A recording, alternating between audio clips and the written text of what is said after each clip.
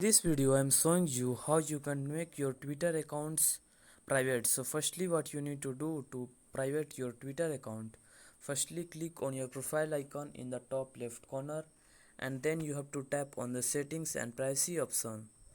After that you can tap on the privacy and safety, and when you are here you can see the protect your tweets option. It means it is saying that only current followers and the people you approved in the future will be able to see your tweets. So it will your tweets will protected or private, so it can't seen by the other users.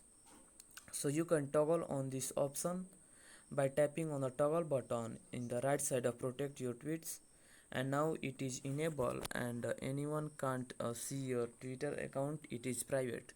So that's it, at how you can do this. If you found this video helpful, please subscribe to my channel and also press the bell icon to get notifications of such new informative video, and also don't forget to like, share and comment on this video. Have a good day.